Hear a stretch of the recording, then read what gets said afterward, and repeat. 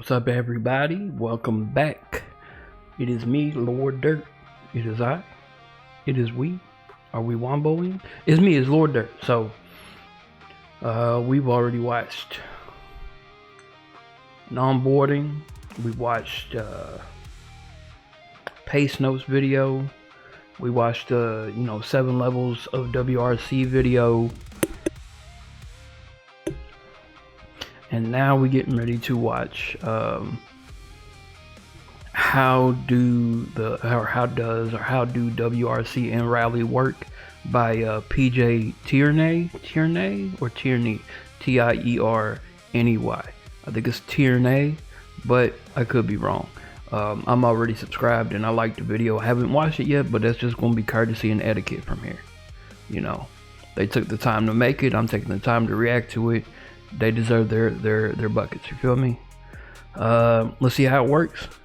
I mean, I know how it works. A lot of people that watch with this will probably know how it works, but we're going to see how it works anyway.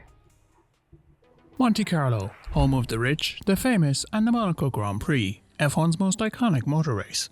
As the cars complete a lap of this circuit, they'll pass by another significant landmark, Casino Square. This is also a key look. Hearing his voice, I promise you, it's Tierney. But if he happens to see me react to this with his credentials on it, can you please tell me how to say your last name? I think it's Tierney, like tier and then nay. But I mean, please. Location in the world of motorsport, as the traditional starting point of the most varied, demanding, and fearsome competition you'll ever see, the World Rally Championship. If you've not watched rallying before, you're in for a treat. And today, we'll cover the basics so that you know what to expect when the cars go off-road. Let's start with the basics. Rallying is a form of motorsport where drivers compete against the clock, and is unlike anything you've seen before. In Formula 1, you see cars battling against each other on a racetrack, but in rally, the cars compete on the public roads in a point-to-point format. Drivers don't battle and overtake one another as that would be too dangerous. Instead, they race against the clock. Each driver sets off about a minute or two apart, giving each other enough space to go flat out through the narrow roads. Every rally is split up into a number of stages, and your time across all of them is added up and compared against the rest of the field. A rally will often take place across a number of days, instead of a few hours like in Formula 1. Another thing that's different to Formula 1 are the cars, which are both simple and complex at the same time. The key takeaway here is that rally cars are highly modified versions of the road cars you see at home. That's always been a core part of rallying for well over 50 years. Yeah. More often than not, the only component that carries over from the road car is the shell. Everything else is toughened up, lightened, or swapped out entirely to improve performance. The most obvious change from the outside, of course, are those massive rear wings, as well as the widened bodywork. This all helps with the car's aerodynamics, giving it more downforce for cornering and better control over jumps. Under the hood there's a lot going on too. WRC cars use very tough suspension systems to deal with all of the bumps in the road, and are converted to all-wheel drive for better performance in low-grip situations. In 2022, the top class of WRC also introduced hybrid power, just like in Formula 1. When the cars brake, they store energy into a battery, and the driver uses that energy to go faster. Boy.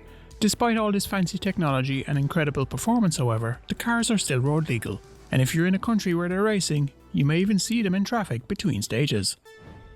In most forms of motorsport, the racing... No, I got it.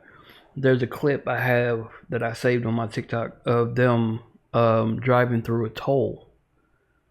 Not racing, driving. They had to stop and pay the goddamn toll. They had to stop and pay the toll. I think it was the funniest thing I've ever seen in rally. And I've seen a lot of damn funny things. Because they don't have, they don't roll down their window. It's kind of like every other motorsport. They have some type of harness or, plexiglass there.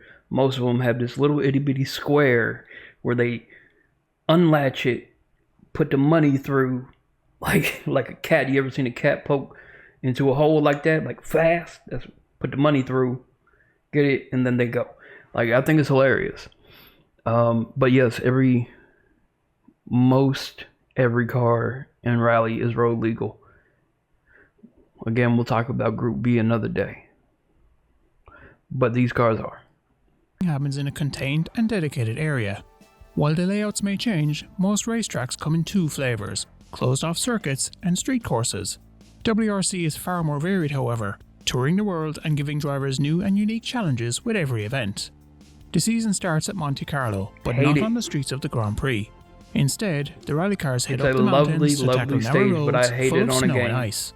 From there, the crews head to the high-speed snowy forests of Sweden, the patchy concrete and tarmac of Croatia, and then the brutally tough gravel of Portugal, Sardinia, and the safari rally of Kenya.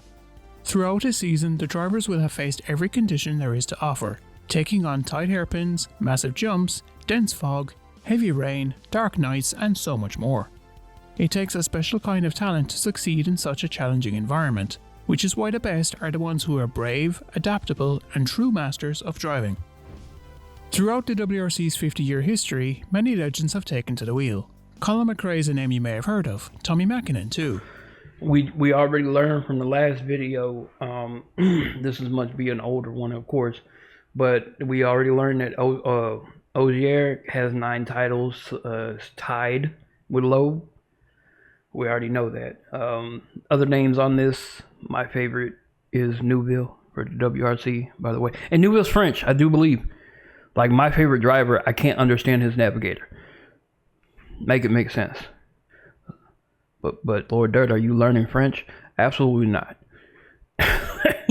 I can, but I'm almost 40. Learning a new language takes time. It's fine.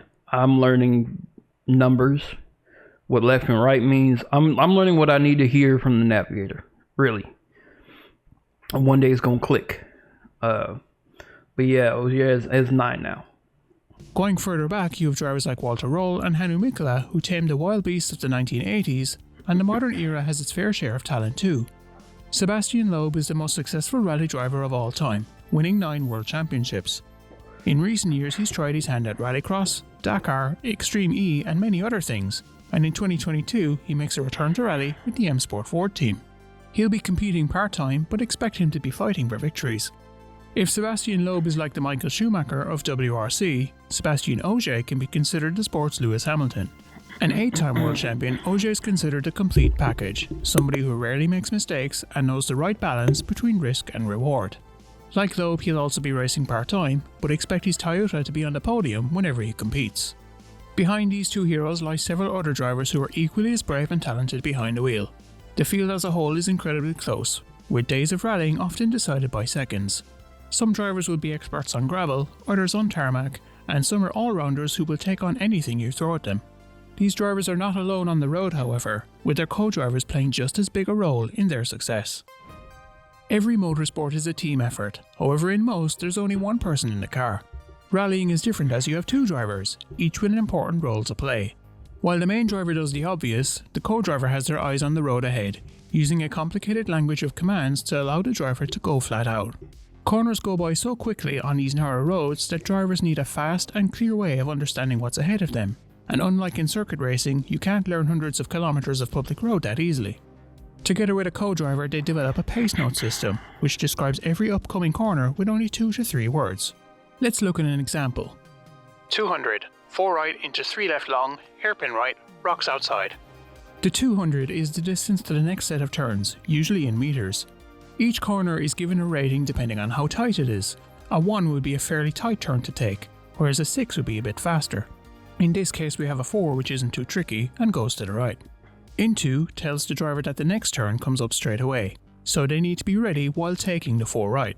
This is a longer corner followed by a tight hairpin. There's rocks on the outside so the driver needs to be careful. Even with a set of detailed notes, crashes can happen, big ones. Yep. A driver can push too hard, mishear a note, or the co-driver could call out the wrong number by mistake. The cars are very strong and driver safety is pretty good these days, but there's a good chance that car won't be moving after a big shunt. If a car takes damage, however, the rally isn't over. Some damage might be fixable on the road, or the car can limp home to the service park. When they get there, a team of mechanics work quickly to repair as much as they can. A damaged car can still compete, and even if it can't win the overall rally, some teams will try to win the power stage at the end of the rally. More on that later. Each rally is a week-long event with multiple challenges presented every day. Tuesday and Wednesday is normally when the recce happens. Here, the crews will head out to the stages in normal road cars and map out each route. This is where they'll come up with their pace notes, or improve their ones from last year if the roads are the same. On Thursday you have the shakedown, where teams can warm up on a short stage and refine their setups. This is like free practice in Formula 1. In the evening you then have the ceremonial start, and maybe 1 or 2 stages of the actual rally. The rally proper begins on Friday. Each day has a number of stages where the teams will go flat out to set the best times. In between these stages, the drivers will take the cars on public roads to get to the next destination. They're not racing here though, just getting from A to B. This repeats on Saturday and Sunday, with the final stage of the rally being a power stage, giving out bonus points for the fastest times. After a few stages, the rally cars head back to the service park for repairs and setup changes. But on the road, the crews are on their own. If there's an issue with the car, they'll have to fix it themselves, meaning both the driver and co-driver need to be expert mechanics as well. They'll also need to do quick tyre changes if there's a puncture, which leads into the overall strategy of a rally. A point-to-point seems simple in theory, but look beneath the surface and there's a lot to think about. First off, the road evolves over time, and what you drive on the recce may feel different when you compete for the best time. At the start of a rally, the roads can be dusty as nobody's raced on them yet. The first few cars will essentially sweep the road during the runs, making it a bit faster for the cars behind. After a while, the roads will then start to deteriorate. Drivers will kick up mud, dirt and stones from clipping the edges of the road, and on gravel and snow rallies they'll form deep ruts as everyone tries to find the fastest line. Learning to read the road ahead is a key skill, with drivers adjusting on the fly and deciding how much of a risk they're willing to take. This also plays into the tyre strategy. Tyres aren't as sensitive as they are in Formula 1, as they need to do hundreds of kilometres a day on both the stages and the public roads. You have tyre compounds of course, where you choose between performance and durability, but you also need to consider how many spare tyres you bring. Do you go safe with 2 and deal with the extra weight on the car, or take a risk and only bring 1? There's a lot to think about as you try to gain valuable championship points. The lowest combined time across all of the stages determines the winner, and the point system is fairly straightforward. You get 25 for a win, 18 for second, and so on, same as in Formula 1. On top of this, there are bonus points given out for the power stage, 5 for the winner and more for the rest of the top 5. The Manufacturers' Championship is a little more complicated. Teams nominate 3 of their crews before an event, and the fastest 2 of those score points. Some drivers are full-time and some are part-time, whereas in Formula 1 the same 2 drivers enter every race. Now that you know the basics, I'm sure you're excited to get involved. Every day's action is live on WRC+, their official streaming service. You get live maps, onboards and commentary all the way through. Rallies are also shown on various TV networks across the world. Here's a list and I'll link it in the description. Due to the long nature of a WRC event, highlights are often a great way to catch up.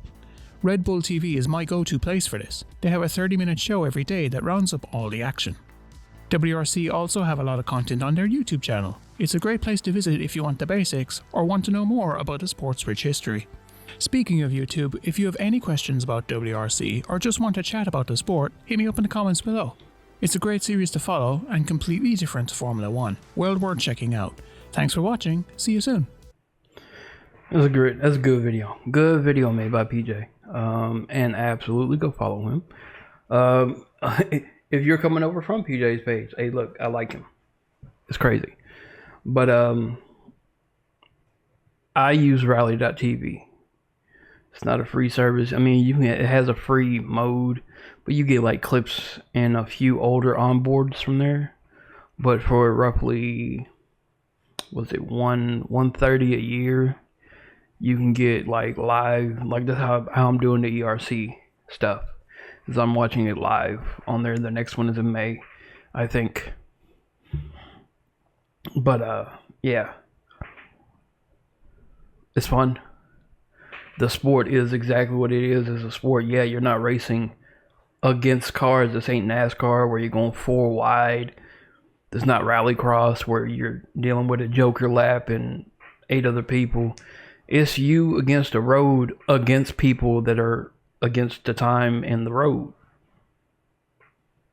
Now, overtakes do happen on occasion. Rare, super rare. Very rare, actually. And they're tricky every single time. But there are a few videos that show you some overtakes that happen on rally stages. ERC, like we're watching the ERC season, when he broke down the tire selections, I see a lot of them using Pirelli. Anybody in the US that listens to like rap music, you'll hear Pirelli tires and a lot of like early 2000s rap.